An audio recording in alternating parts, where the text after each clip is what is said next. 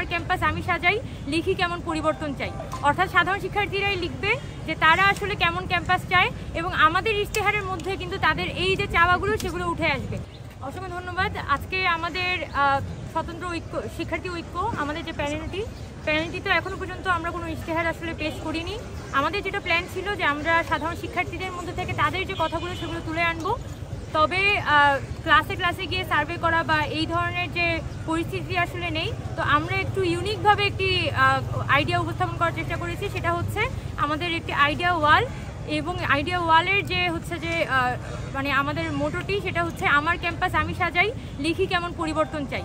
অর্থাৎ সাধারণ শিক্ষার্থীরাই লিখবে যে তারা আসলে কেমন ক্যাম্পাস চায় এবং আমাদের ইশতেহারের মধ্যে কিন্তু তাদের এই যে চাওয়াগুলো সেগুলো উঠে আসবে।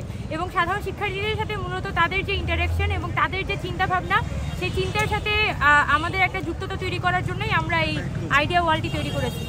তো অসাধারণ সাড়া পাচ্ছি, সত্যি কথা একদম অসাধারণ সাড়া পাচ্ছি। আমাদের সকাল 11টা থেকে এই আইডিয়া ওয়ালগুলো শুরু হয়েছে এবং প্রত্যেকটি আইডিয়া ওয়াল প্রায় ফুল হয়ে গেছে। এখানে লাইব্রেরির সামনে যেটি আমরা দিয়েছিলাম সেটা অলমোস্ট শেষ, আরও আমরা বানাতে দিয়েছি। এবং মানে সত্যি কথা বলতে সাধারণ শিক্ষার্থীদের যে আসলে এত কিছু বলার আছে, তারা কিন্তু আসলে যেটা অনুভব করে সেটা হচ্ছে তাদের কথাগুলো শোনার আসলে কেউ নেই, বরং আরেকজনের চিন্তাটা ক্রমাগত শিক্ষার্থীদের উপর চাপিয়ে দেওয়া হয়। তো সেই জায়গা থেকে আমরা আসলে যেটা চাচ্ছি যে সাধারণ শিক্ষার্থীদের যে কথা, তাদের যেটা আলাপ, সেটা যাতে আমাদের ইশতেহার, আমাদের এই যে প্যানেল সেটার কথার মধ্য দিয়ে আসলে উঠে আসে। এটাই সেই জন্য আমরা এই আইডিয়া ওয়ালটি দিয়েছি। আমরা এখনো পর্যন্ত সত্যি বলতে অসাধারণ সাড়া পাচ্ছি, কারণ আমরা যেহেতু রাজনৈতিক সংগঠন না, তো রাজনৈতিক সংগঠনগুলো কিন্তু এক ধরনের একটা ম্যান পাওয়ার বেস পলিটিক্স করে, হলে হলে তাদের কমিটি থাকে, হলে এক ধরনের ম্যান পাওয়ার থাকে। আমরা তো একটা স্বতন্ত্র শিক্ষার্থীদের প্যানেল নিয়ে এসেছি এবং ওই ধরনের ম্যান পাওয়ার বেস পলিটিক্স আমরা কখনই করিনি। তো আমরা আমাদের যারা বিভিন্ন ডিপার্টমেন্টের পরিচিত, সার্কেলের লোকজন পরিচিত যারা আছে, সবাইকে নিয়েই হচ্ছে আমরা মুভ করছি এবং আমরা দেখতে পাচ্ছি সত্যিই একটা অসাধারণ সাড়া। বিশেষ করে আমাদের যেভাবে করে আমরা প্যানেলটি ডিজাইন করেছি, একদমই যারা জেনারেল স্টুডেন্ট কিন্তু কোয়ালিফাইড, সেই শিক্ষার্থীদের নিয়ে কিন্তু আমরা প্যানেলটি সাজিয়েছি। এবং সকলদের মধ্যে থেকে আমরা যে কথাটা শুনছি সেটা হচ্ছে, যখনই আমাদের এই সম্পাদক মণ্ডলীতে একজনের নাম দেখে এই স্টুডেন্টরা ভাবছে যে আচ্ছা ও তো আমার পরিচিত, ও তো আমার ক্লাসের বড় ভাই, ক্লাসের ছোট ভাই। তো একটা আত্মীয়তা আসলে সবাই আমাদের প্যানেলের সাথে অনুভব করছে, যেটা আমরা মনে করি যে আমাদের প্যানেলের একটা খুবই ইউনিকনেস। অনেক নারীরা বছর ধরে মানে অনেকদিন ধরেই আসলে চলছে।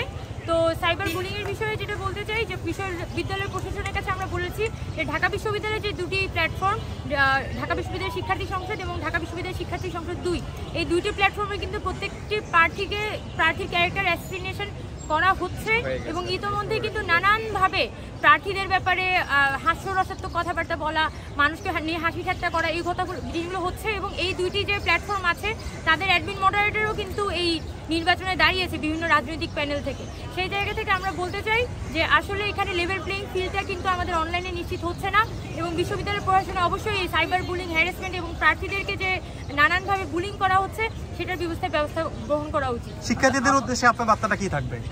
বার্তা থাকবে যে আমরা সেই শিক্ষার্থীদের কথাটি উঠে আসতে চাই। আপনারা যদি আমাদের সাথে যোগাযোগ করতে চান, আমরা সবাই আমাদের প্যানেলের পেজটি আছে, সেই পেজটিতে আপনারা মেসেজ দিতে পারেন। আমরা আপনাদের সাথে যোগাযোগ করতে চাই এবং এই ক্যাম্পাসটিকে আমরা আসলে ঢেলে সাজাতে চাই, এটাই আমাদের উদ্দেশ্য। ধন্যবাদ।